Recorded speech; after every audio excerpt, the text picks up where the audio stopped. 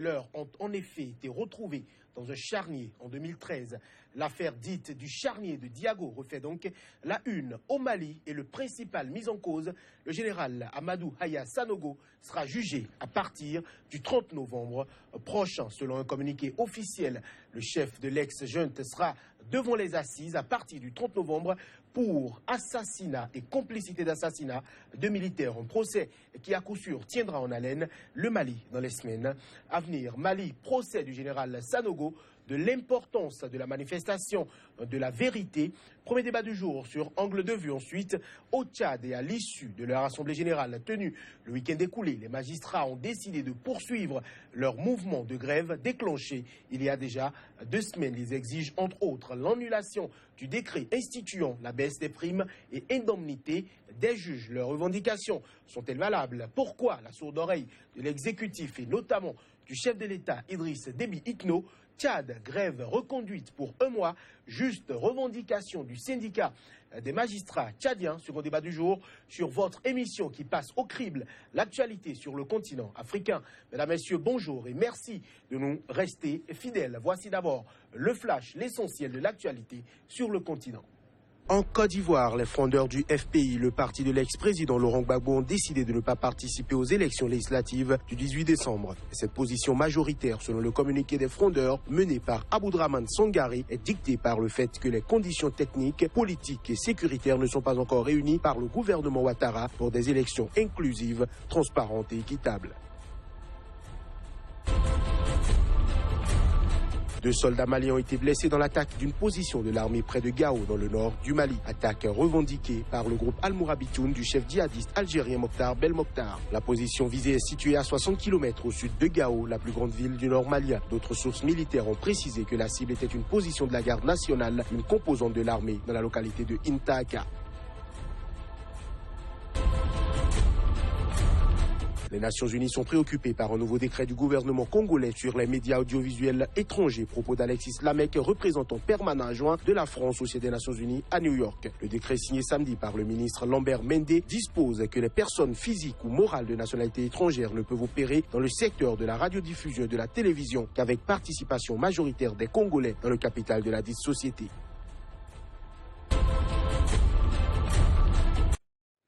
Mali, procès du général Sanogo, de l'importance de la manifestation de la vérité. Premier débat du jour qui prend place juste après la virgule.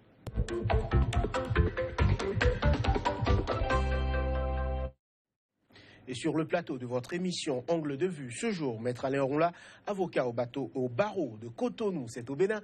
Maître Ronla, bonjour et bienvenue sur Angle de vue. Bonjour Johannes.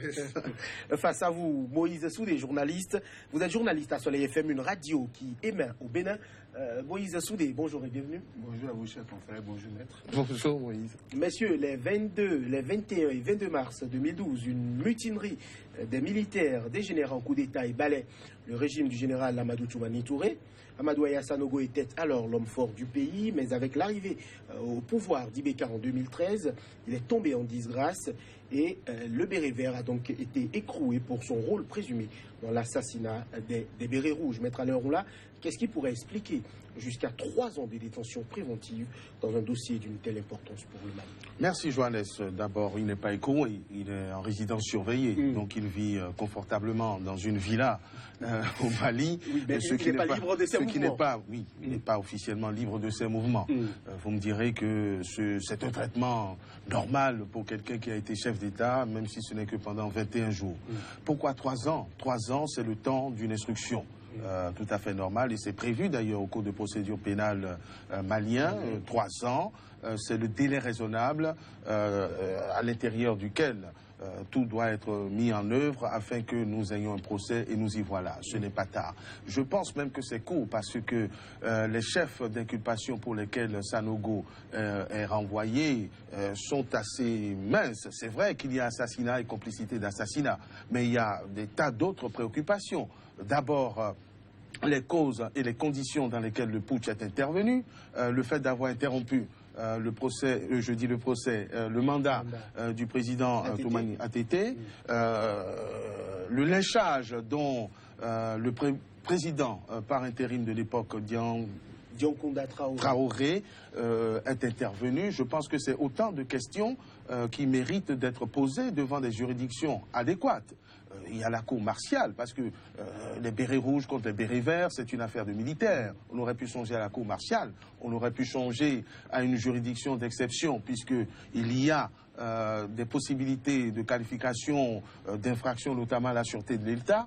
Mais bon, on a préféré opter pour l'instant pour une cour d'assises, un peu comme si les crimes commis avaient été des crimes ordinaires. Il n'y en a pas qui ne soient pas graves, qui ne soient pas gravissimes. Mais on s'est contenté de l'aspect crime contre les personnes humaines, donc devant la cour d'assises de Bamako. C'est déjà pas mal, puisque ça permettra peut-être d'élucider un certain nombre de questions qui doivent quand même être portées à la connaissance du peuple malien et des peuples africains en général. Moïse Soudé, ce procès est-il important pour le Mali? Si oui, pourquoi? Oui, parce que les parents des victimes réclament justice. C'est quand on vous accuse d'enlèvement de personnes, d'assassinat, de complicité, forcément vous avez donné les ordres. Mais malheureusement, jusqu'à maintenant, le général ne reconnaît pas avoir donné des ordres. Et je dis, comme l'a dit le maire, moi j'aurais aimé que ça soit une cour martiale, parce que c'est quand même une affaire entre militaires. Maintenant, certainement que quand ils vont finir le procès, ils vont ramener le procès encore au niveau de la cour martiale pour peut-être le décharger, le radier complètement de l'armée. Mais ce qui est sûr, la suite de ce procès-là permettra au peuple malien de se pacifier, parce qu'aujourd'hui, quand vous suivez un peu ce qui se passe, le gouvernement souhaiterait que ce soit la peine maximum qu'on lui donne. Ça veut dire quoi? Il y a des relents politiques derrière ce procès-là.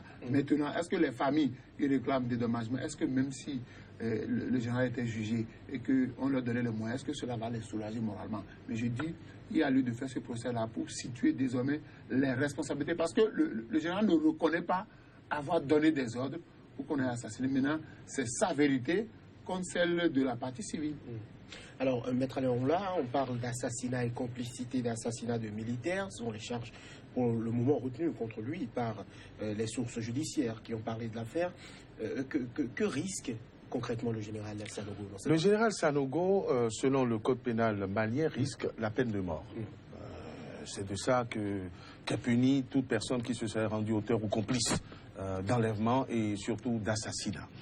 Bon, maintenant, on s'est contenté de ce champ d'infraction. On parle des bérets rouges. Le procès permettra quand même d'expliquer un certain nombre de choses, puisqu'il ne faut pas perdre de vue que ces bérets rouges n'ont pas digéré le putsch de leur patron et ont quand même fait un contre-coup. Je ne suis pas en train d'excuser le geste. Donc il s'agit véritablement d'une guerre d'unité. Quand vous allez attaquer le président qui s'est autoproclamé, on dirait qu'il est presque en légitime défense lorsqu'il riposte. Je dis bien qu'il n'est pas question pour moi de légitimer le fait d'avoir ôté la vie à des individus, mais il s'agissait quand même de soldats.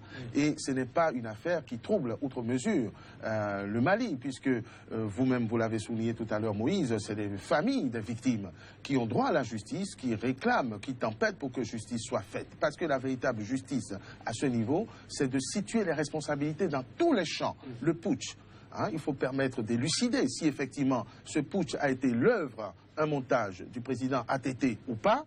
C'est des questions qui se posent et c'est ça que les Maliens attendent aussi, de savoir combien des actions il y a eu à l'endroit des civils.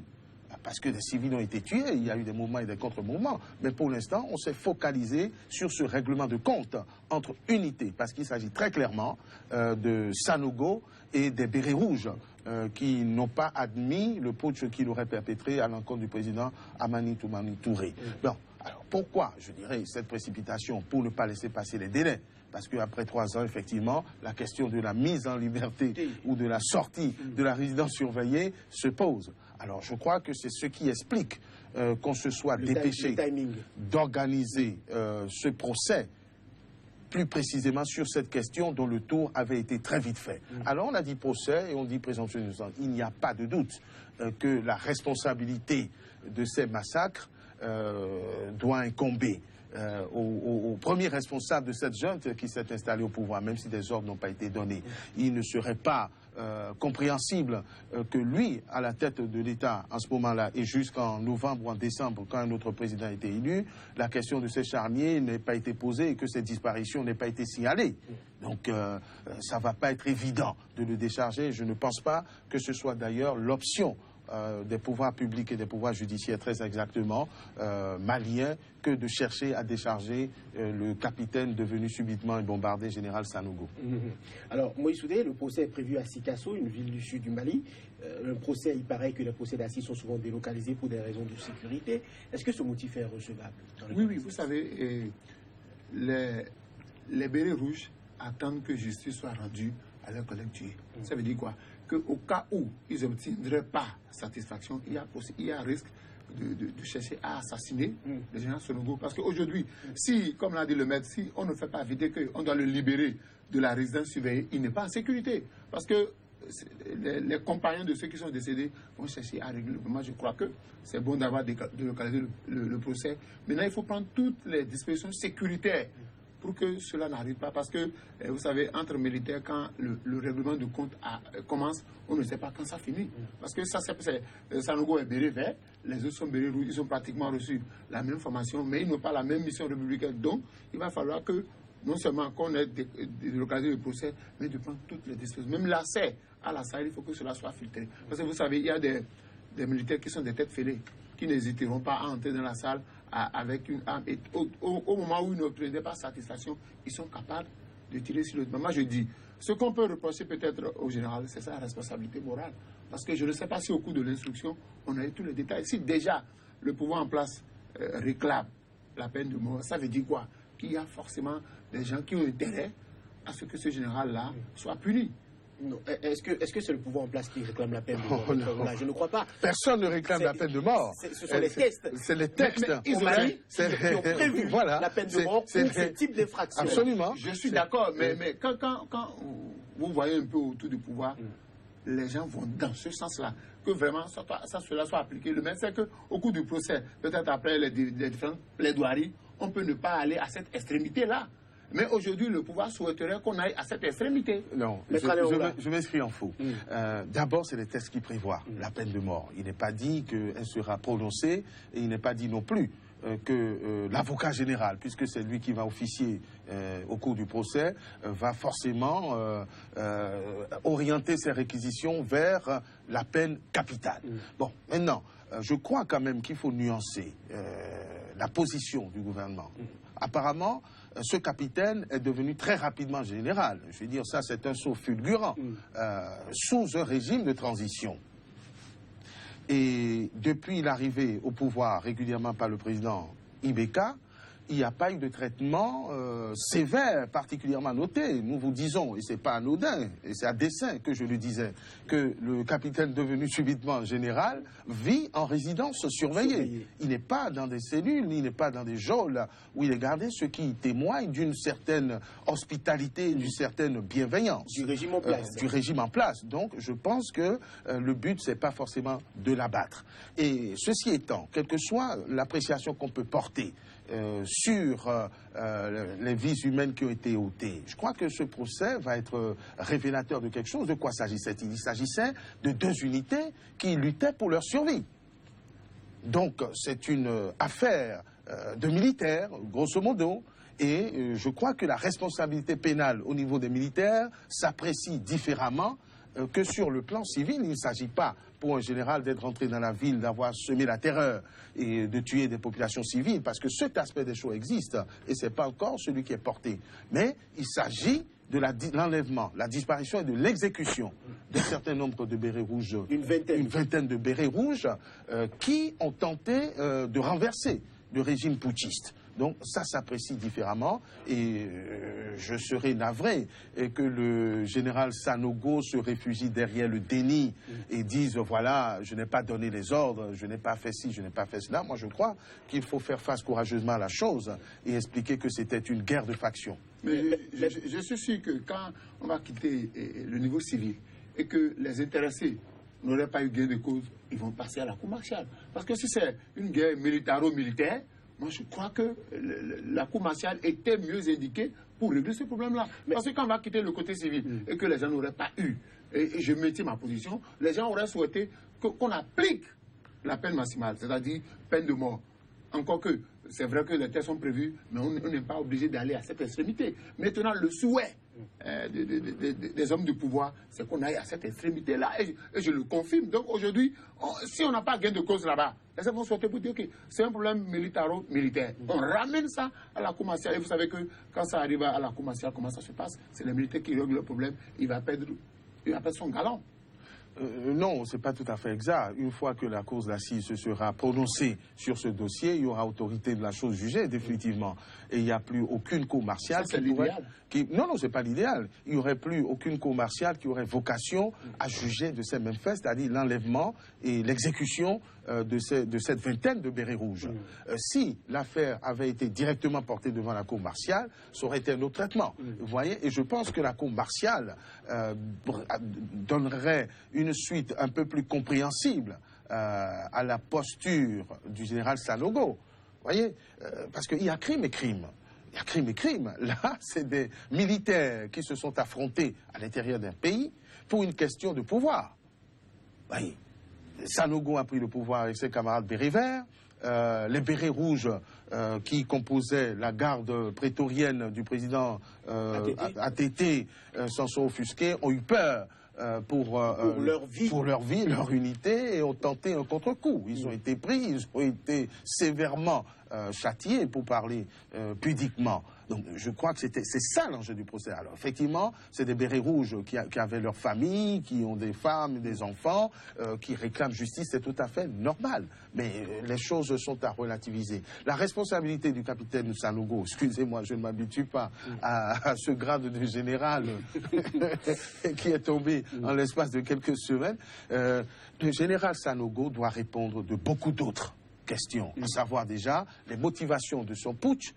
Combien de gens ont été exécutés pendant ce putsch, surtout dans les populations civiles, parmi les populations civiles, le rôle qu'il a joué pendant le régime de transition et comment il a pu peser sur toutes les personnalités qui ont dirigé la transition jusqu'à l'élection du président Ibeka, et pourquoi le président Ibeka n'a pas observé une forme de sévérité particulière à l'encontre de ce capitaine devenu général qui a quand même quelques péchés capitaux sur les doigts. Est-ce que ce n'est quand même pas une certaine peur, hein, parce que l'homme avait détenu le pouvoir exécutif, il a plusieurs militaires, sinon l'armée pour lui, et quand un nouveau président qui est civil vient à la tête de l'État, il faut faire attention à ce personnage-là, à ce que représente le général Sanogo au Mali. Ce n'était pas évident pour le président Ibeka de demander des comptes ou de vouloir affirmer l'autorité de l'État. Le grade est important dans cette affaire, parce qu'au moment où il a pris le pouvoir, il n'était pas général, il était capitaine.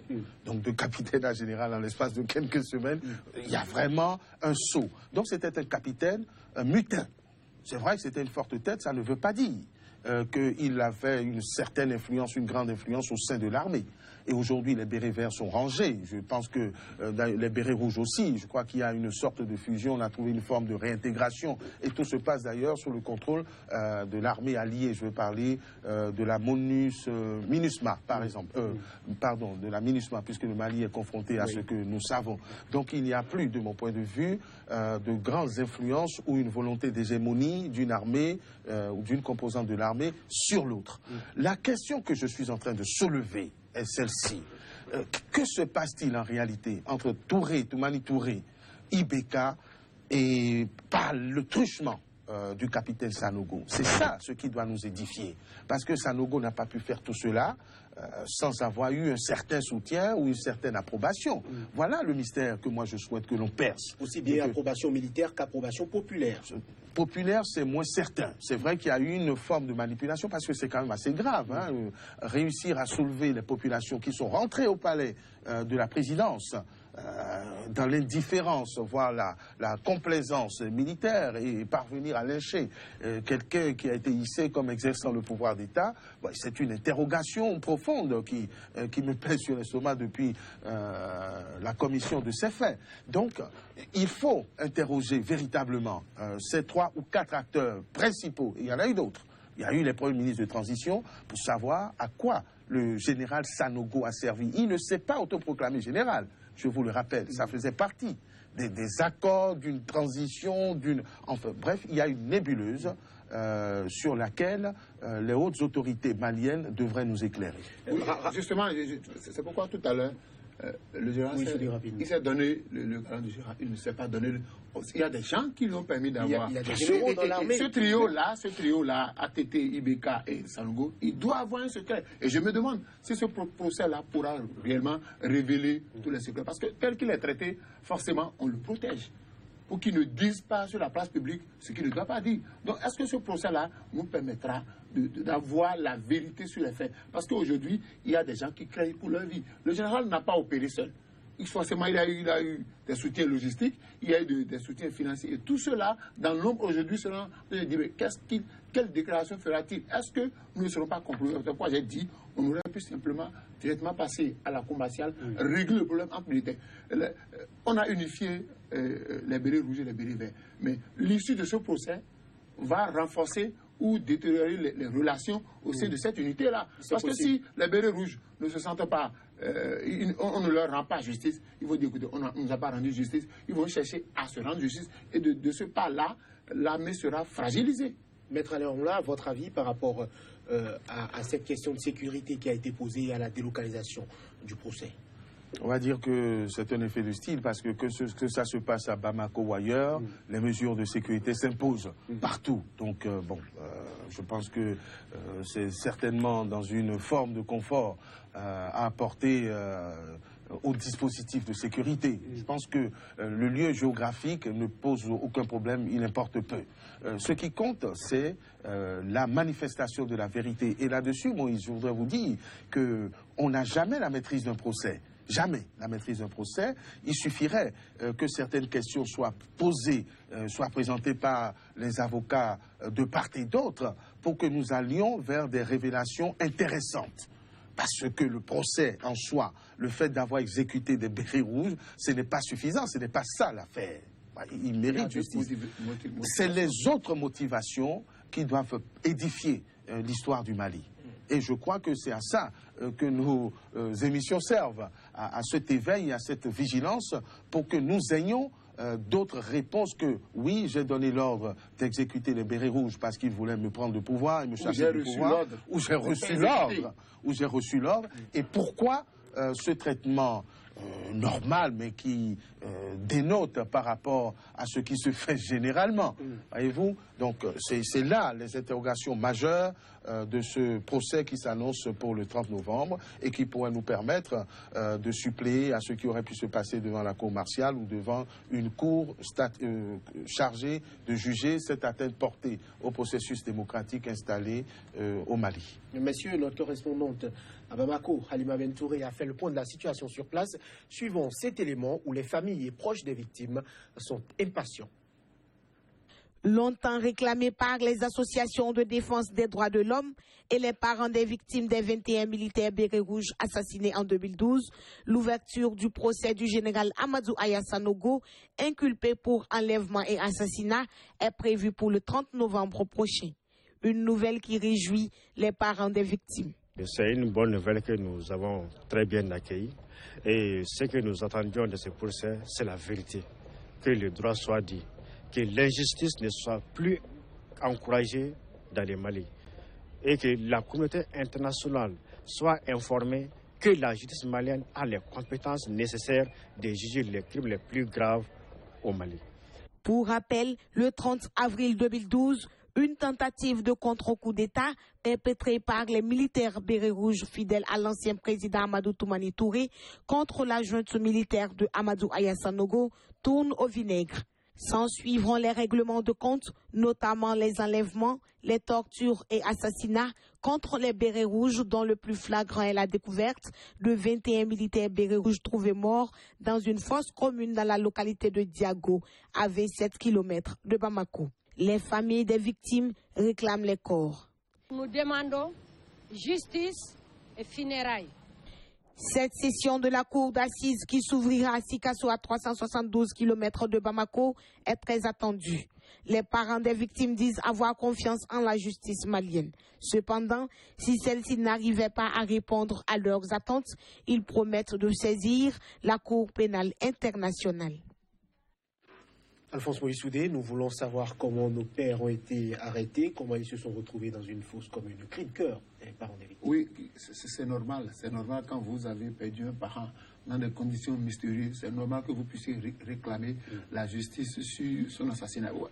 La fin du reportage m'intéresse. On dit, si nous n'obtenons pas gain de cause, nous allons saisir la Cour pénale internationale. Et entre-temps, quelqu'un a parlé. J'ai comme l'impression que les Maliens eux-mêmes n'ont pas confiance en la justice de leur pays. Parce que déjà, tourner son regard vers la CPI, ça veut dire quoi? Qu'au niveau du Mali, il y a possibilité que l'on n'ait pas gain de cause. Donc aujourd'hui, ceux qui écoutent le cri de cœur de ces parents-là doivent tout mettre en branle pour que la vérité puisse éclater. C'est vrai que ça va prendre le temps que ça doit prendre, parce que de déballage en déballage, de déclaration en déclaration, d'autres personnes seront écoutées. Moi, je demande seulement qu'on rende justice à ces familles-là. Parce que depuis, les corps n'ont pas été enterrés. On attend la fin du procès avant de libérer les corps. C'est dommage pour qu'un enfant qui a perdu son père, qui n'a pas la possibilité d'assister au funérailles de son père, ça fait mal. Et là, ça peut créer dans la société des révoltés. Maître Léon, chacun voit midi à sa porte. C'est tout à fait normal pour les parents, les enfants, les familles des bérets rouges enlevés, torturés, disparus. La justice n'a qu'une orientation, c'est que celui ou ceux qui ont été appréhendés comme auteurs soient déclarés coupables et punis. Bon, mais la justice aussi, c'est de situer exactement les responsabilités. Et en tant que professionnel, moi je pense que c'est un carrefour important pour la justice malienne. Les jeux ne sont pas faits. Les jeux ne sont pas faits au-delà je ne suis pas au courant, je n'ai pas donné d'instruction, je n'ai pas reçu d'instruction. Le vrai débat sur cette question est de savoir si c'est des bérets rouges qui sont allés à l'assaut du pouvoir et donc prenant le risque supplémentaire par rapport au risque d'être déjà militaire, donc le risque du sacrifice suprême pour venger leur chef. Si oui, il y a très peu de raisons de culpabiliser le camp Sanogo. Suivons-nous très très bien. Vous comprenez ce que je suis en train de dire? C'est trop facile d'aller à la conquête du pouvoir par les armes et de se retrouver en position de vaincu, d'avoir succombé à l'adversaire pour dire, ben voilà, nous voulons justice, nous voulons justice. Ça ne va pas être évident, mes chers amis, ça ne va pas être évident. Et c'est pour ça que je dis qu'il... C'est la même chose que le général Sanogo a fait. Oui, mais c'est ce qu'il a fait. Aller à la conquête au péril de sa vie. S'il avait perdu la vie, personne ne l'aurait pleuré. Si le général Sanogo, lorsqu'il s'est emparé du pouvoir, avait été exécuté par quelqu'un d'autre, un autre militaire, je ne pense pas qu'on l'aurait pleuré. Donc, c'est un risque, c'est une prise de risque considérable de la part de gens d'armes dont l'objectif et la mission, c'est d'offrir leur vie pour défendre les idéaux de la République. Là, tout le monde était dans l'illégalité. C'est pour ça que je dis que la cour martiale aurait été plus appropriée. Parce que ça se serait passé entre militaires, comme les auteurs et les victimes sont militaires. Et c'est pour ça que je vous dis que pour le peuple malien, ce procès me paraît de peu d'intérêt, puisque les vraies questions que les Maliens devraient se poser, c'est les motivations du putsch. Pourquoi avoir interrompu le mandat d'un président régulièrement élu et qui a fait la preuve de son respect et de son adhésion au processus démocratique? On avait dit que c'est lui-même qui a fomenté ce coup pour se redonner la main et revenir autrement. Ne perdez pas de vue que c'est sous ce capitaine que le problème du djihadisme s'est amplifié et que nous sommes dans la situation dans laquelle nous sommes aujourd'hui, avant qu'il n'y eût ce processus de transition au cours desquels il s'est passé beaucoup de choses. Donc l'intérêt pour le peuple malien et pour le peuple africain, c'est d'élucider ces mystères qui entourent la prise de pouvoir et le traitement plus ou moins complaisant qui a été réservé au capitaine devenu général Sanogo depuis ses 21 jours de pouvoir jusqu'à nos jours. Le fait d'avoir exécuter des bérets rouges, pardonnez-moi, je ne suis pas en train de dire que c'est banal, c'est pas normal. Il y a certainement une responsabilité pénale, mais qui ne peut pas être appréciée de la même façon que si c'était agi d'exaction contre des civils pour se maintenir au pouvoir. Moïse Soudé, est-ce qu'on peut dire que le putsch du général Sanogo est à la base de la situation sécuritaire que vit le Mali aujourd'hui? Oui, tout à fait, parce qu'il y a une perte de confiance entre les gendarmes, parce que si des militaires arrivent à facilement assassiner des bérets rouges comme ça, désormais on est sur le qui-vive. Et il y a que les gens ne vont plus s'investir à régler les problèmes de sécurité parce qu'ils attendent d'abord que la justice leur soit rendue. Et tant qu'on ne va pas leur rendre justice, je crois que cette affaire de sécurité ne sera pas réglée parce qu'aujourd'hui, il faut dire qu'ils sont démotivés. Vous allez voir qu'à partir du 30, toutes les énergies seront concentrés sur ce procès-là, notamment du côté des bérets rouges, parce qu'ils attendent. C'est normal, parce qu'ils se disent, ce qui est arrivé à nos frères d'armes, si cela ne se règle pas, demain, ça peut être notre tour. Donc aujourd'hui, le Mali a intérêt à ce que la vérité éclate. Et je crains que cela n'ait d'un relent politique, parce que quand je prends ce trio-là, forcément, il y a une entente secrète, forcément, Sanogo ne s'est pas levé pour faire ce qu'il a fait là. Même au Mali, les gens ne lui reconnaissent même pas le grade de général. La preuve sur l'image, on l'a présenté en tant que capitaine. C'est une vieille photo. C'est une vieille photo. Oui, on n'a même pas une photo de lui en tant que général. Oui. En fait, ce que je voudrais nuancer, il ne faut pas perdre de vue que ce corps d'élite n'était d'élite que parce qu'il bénéficiait de la confiance et des largesses du président ATT. Et le corps des bérets rouges, qui était composé d'environ 600 ou 700 hommes maximum, était jalousé par tous les autres corps de l'armée. C'est des commandos parachutistes. Voilà. Oui, les commandos parachutistes, c'est bien ça. Donc, ils bénéficiaient de largesses du président ATT, ce qui n'était déjà pas du goût des autres composantes de l'armée malienne, ce qui fait que les choses se sont déroulées avec une certaine complaisance, je dirais, des autres corps de l'armée qui voulaient dissoudre cette unité et qui ont réussi à fondre cette unité dans les composantes nationales de notre armée malienne qui est devenue une armée unie, une armée d'unité nationale. Rapidement, dernière question, messieurs. Il y a le président Ibeka qui a été appelé par Jean-Yves Le Drian à prendre des initiatives politiques pour régler la question du Nord Mali. Votre avis rapidement par rapport à cette question-là? Écoutez, il faut qu'ils se montrent dociles au maître. Je crois qu'ils sont du même bord et que ce coup de fil n'a été médiatisé que parce que le président Ibeka est en difficulté. Donc il a besoin que la main visible soit visible pour légitimer les initiatives qu'il ne pourra d'ailleurs pas prendre. Alphonse Moïse Soudé, ministre malien, a réagi et a dit que nous n'avons pas de leçon d'unité nationale à recevoir de monsieur le... Il a tort de dire ce qu'il dit là. Le ministre ne dit pas ça. Non, il y a toujours, vous savez... Non, un ministre sous anonymat, bien sûr. Mais oui, mais la première ne peut pas dire ça à visage découvert parce qu'il sait que son président ne peut rien sans la bénédiction de la France dans la résolution de cette crise-là. Parce que dès qu'il va prendre des initiatives, qui va lui en donner les moyens? C'est toujours encore la France. Donc, l'autre a voulu l'obliger à prendre des initiatives parce qu'on sent que lui-même, il n'a pas envie de les prendre. Maintenant, on l'a boosté. Ce n'est pas à son ministre de dire qu'ils n'ont pas de leçons à recevoir des autres. L'autre vient de là-bas et nous aussi, on les applique. Mais il y a des élections qui vont se tenir au Mali. Une grosse partie du territoire malien ne sera pas concernée parce qu'il y a des problèmes sécuritaires aigus dans ces régions-là. Quelle appréciation faites-vous de cela? Est-ce qu'on peut parler de démocratie en excluant une grande partie d'un territoire?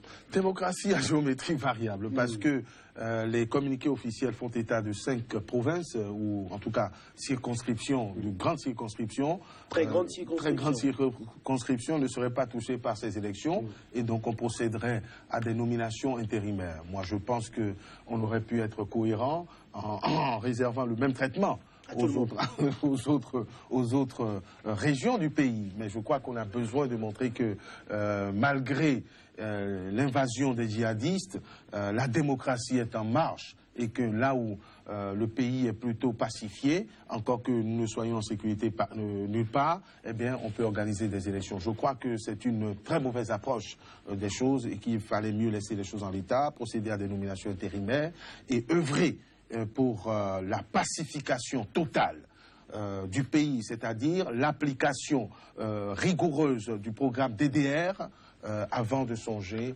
à des élections. Mais les manœuvres politiciennes ne sont pas loin, parce qu'on ne veut peut-être pas laisser l'occasion au président Ibeka, qui n'est pas au meilleur de sa forme, prétexter de cette difficulté pour éluder les prochaines élections présidentielles. Messieurs, merci. Fin du premier débat. Place au Tchad et à ses magistrats après un autre point de l'actualité à travers le Flash.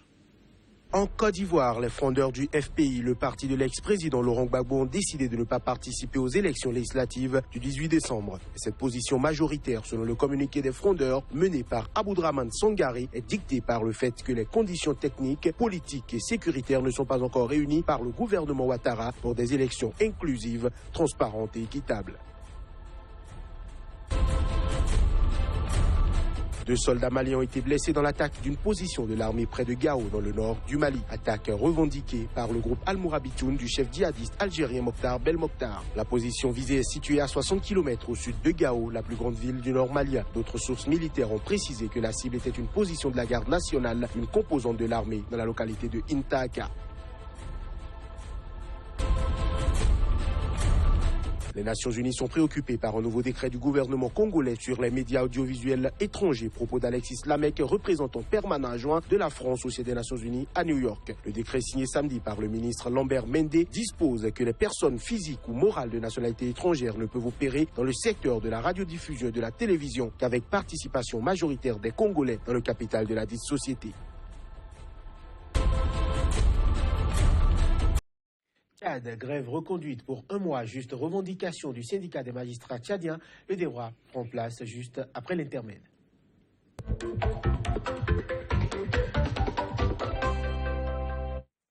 Un débat qui se poursuit avec vous, messieurs, Maître Aléronla, avocat au barreau de Cotonou au Bénin, Moïse Soudé, journaliste à Soleil FM Bénin. À l'issue de l'Assemblée générale, les magistrats tchadiens réunis au sein du syndicat des magistrats tchadiens SMT ont décidé de poursuivre leur mouvement de grève déclenché il y a 2 semaines. Moïse Soudé, votre analyse sur le bras de fer en cours entre le pouvoir et les magistrats. Non, je vois, les magistrats, quand ils ont posé leurs revendications, ils n'existent pas forcément satisfaction. Ils veulent que l'État tchadien prenne des engagements. Mais quand vous posez des revendications, vous voyez que votre interlocuteur en face ne veut pas prendre ses responsabilités. Ça pose problème. Aujourd'hui, les magistrats sont conscients que l'État tchadien a les moyens financiers de régler les problèmes posés.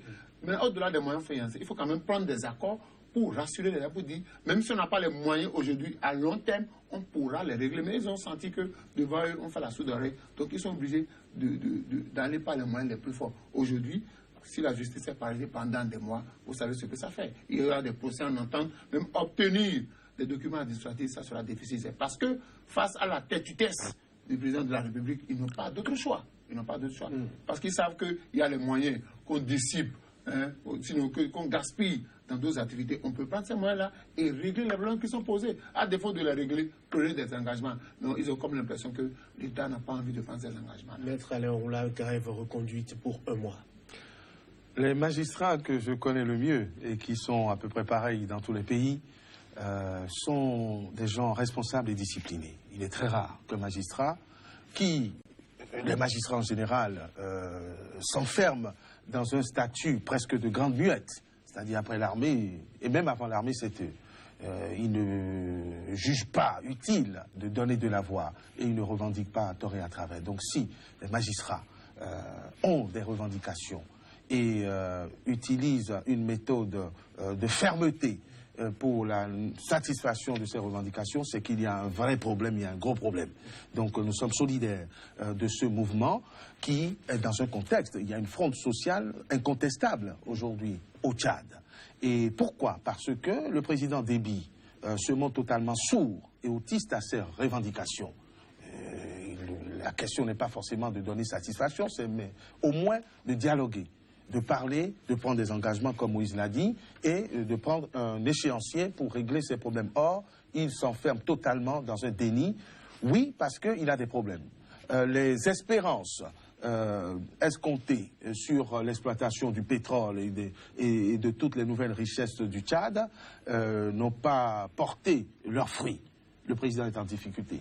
Il n'empêche qu'il est dans une politique expansionniste, puisque c'est lui qui est à la tête de tous les mouvements au Nigeria pour lutter contre Boko Haram. Il engage l'armée dans des campagnes certainement très coûteuse. Président en exercice de l'UA. Président en exercice de l'UA, il voyage beaucoup, il passe son temps à voyager avec de fortes délégations. Il était en Turquie récemment. Et il repart quelque part. Donc tout ça donne l'impression aux Tchadiens, et à juste titre, que malgré la difficulté de la baisse du cours du pétrole, le président tchadien a les moyens de régler les problèmes tchado-tchadiens plutôt que de se comporter en impérialiste africain ou internationaliste. Eh bien, il ne faut pas oublier, Moïse Soudé, que c'est quand même la population et les justiciables qui subissent les affres d'une telle grève. Pourquoi est-ce qu'un dirigeant peut être sourd à ce type de négociation? Non, vous savez, ce qui préoccupe le président tchadien, ce n'est pas son image au Tchad, mais son image à l'extérieur. Vous savez, il est fréquemment dehors, il s'occupe des autres, mais il ne s'occupe pas de ce qui se passe chez lui. Ça veut dire quoi? Qu'aujourd'hui, le devenir et la survie des Tchadiens n'est plus au programme parce qu'il a déjà eu ce qu'il veut. C'est un peu fort ce que vous dites. Non, non. La preuve, vous avez les moyens tout le temps. Vous savez, vous avez vu une fois la délégation du président tchadien, c'est une forte délégation. Et c'est des milliards que les gens dépensent pour voyager. Qu'est-ce qui les empêche de sacrifier quelques voyages et de régler le problème des magistrats? Les magistrats ne parlent pas souvent. Et s'ils sont arrivés à cette extrémité-là, ils se disent, il y a possibilité qu'on règle nos problèmes. Alors qu'on les règle. Au lieu de faire la sourde oreille et chaque fois on voyage avec une forte délégation, on en profite pour faire les affaires. Ce n'est pas possible. Et il va falloir qu'en Afrique, que désormais les présidents africains, au lieu de penser à leur image à l'extérieur, règlent les problèmes de leurs concitoyens à l'interne. Parce que quand vous avez de l'argent, faire voyager une délégation pour aller en Turquie, ce n'est pas une mince affaire. C'est pas une mince affaire. Alors qu'il y a des problèmes qui se posent. Depuis des mois, les écoles sont fermées, les enfants sont dans les rues. Ça veut dire que c'est des délinquants qu'on est en train de former. Ça ne dit rien au président. Ça veut dire quoi? Que tout le monde peut mourir au Tchad. Lui s'en fout vivement que son image soit améliorée devant la communauté internationale. Relativisons. Maître Aléron, actuellement au Tchad, Moïse Soudé en a parlé, il y a les étudiants qui sont en grève et qui reconduisent leur grève depuis plusieurs semaines. Il y a aussi les anciens premiers ministres qui ont été ponctionnés par rapport à leurs revenus. Aujourd'hui, ce sont les magistrats qui sont attaqués. Est-ce que le président est en train d'essayer de récupérer un peu de manne à gauche, à droite pour résoudre les problèmes du pays? C'est ce qu'on peut voir. C'est la lecture qu'on peut en faire, Maître Aléron. Pardonnez-moi, mais le président tchadien que je connais très bien provient d'une ethnie qu'on appelle les Zagawa. Rentrez au Tchad et demandez ce que c'est qu'un Zagawa et vous avez la réponse. Ensuite, n'oubliez pas d'où il vient. C'est un maquisard qui a pris le pouvoir après une longue résistance dans le Tibesti et par les armes. Et il a réussi à assujettir toutes les populations. Il a gagné ces élections truquées. Sa préoccupation n'est plus en interne. Sa préoccupation, c'est de se donner une autre image. Et ce que le président Idriss Déby Itno inflige à ses corps constitués, ce n'est pas la sourde oreille, c'est un mépris cinglant.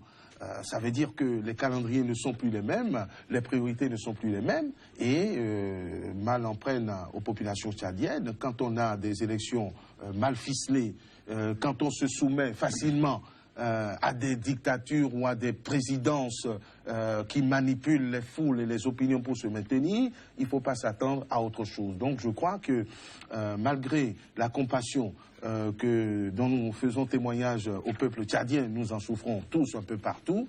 On dira qu'on a les chefs qu'on mérite et qu'il leur incombe aujourd'hui de regarder de plus près aux prochaines échéances. Alphonse un président mal élu ne peut avoir que ce comportement-là. Un président mal élu ne peut avoir que ce comportement. Parce que quand vous êtes élu à la tête de la nation, c'est d'abord le bien-être de vos compatriotes. Mais un président légitimé par les institutions qui organisent les élections. Mais oui, mais le pétrole, quand même. Vous savez, le Tchad aujourd'hui alimente plusieurs réseaux. Et depuis que il y a cette grève-là au Tchad, la communauté internationale n'a même pas levé le petit doigt pour rappeler à l'ordre le président tchadien. Parce que les droits de l'homme exigent que tout enfant a droit à l'éducation. Et depuis, les écoles publiques sont fermées. Les enfants traînent dans la rue. Personne ne dit rien. C'est pas possible alors qu'on a une communauté internationale qui est au Tchad. On devait quand même le dénoncer. Qu'est-ce qui justifie alors ce silence? Mais personne ne dit rien. Revenez en arrière. Quand le débat sur le tripatouillage de la Constitution pour que le président tchadien se maintienne était posé sur nos plateaux comme un peu partout. On a dit mais non, on ne peut pas s'en défaire puisque c'est le gage d'une stabilité dans la sous-région pour lutter contre le terrorisme. C'est lui qui est présent sur les fronts au Nigeria, à Boko Haram. C'est lui qui empêche les djihadistes revenant de Libye de rentrer sur le continent. C'est lui. Donc son point fort, c'était la lutte armée, c'était la résistance au terrorisme. Alors, s'il a été maintenu sur ces faits d'armes, ces faits de guerre, ce n'est pas étonnant que l'on ferme les yeux ou que l'on garde le silence sur le traitement qui est infligé au peuple tchadien, et ce n'est pas d'aujourd'hui. Je crois même que c'est une habitude, c'est un style de gouvernance dans ce pays. Maître Ronla, Idriss Déby Itno aujourd'hui n'est-il pas réellement incontournable pour la stabilité et la pacification de cette région-là? Nul n'est incontournable, et ce n'est pas parce on rend service aux coopérations militaires françaises et autres qu'on est forcément absous du péché véniel de maltraiter, de martyriser son peuple. Mais il faut que je vous rappelle que le président Idriss Déby Itno fut le directeur de cabinet d'un certain Hissène Habré. Mais vous savez que ces étudiants-là qui sont en grève, c'est un terreau fertile de recrutement des djihadistes. Parce qu'ils sont découragés. S'ils sont désœuvrés, vous savez que Boko Haram a toujours récupéré ces gens-là pour les utiliser. Le président, il se donne une image à l'extérieur. Mais il y aura explosion. Ça va venir de l'intérieur. Il sera obligé de se réfugier en Europe. Parce que si vous poussez votre peuple dans son dernier retranchement, le peuple n'aura d'autre choix que de faire la révolution. La révolution va vous balayer. L'appel est plutôt à ce que le président écoute le ressenti de son peuple et essaye de trouver des solutions aux difficultés que le peuple rencontre. Il faut dire aussi que les magistrats et greffiers et tchadiens sont en grève depuis presque 2 mois. Leurs collègues juges ont déclenché leur mouvement depuis 2 semaines. Merci de nous avoir suivis. Agréable suite des programmes sur Sika. Merci à vous d'avoir été sur ce plateau. Très bon suite donc des programmes sur Sika. À très bientôt.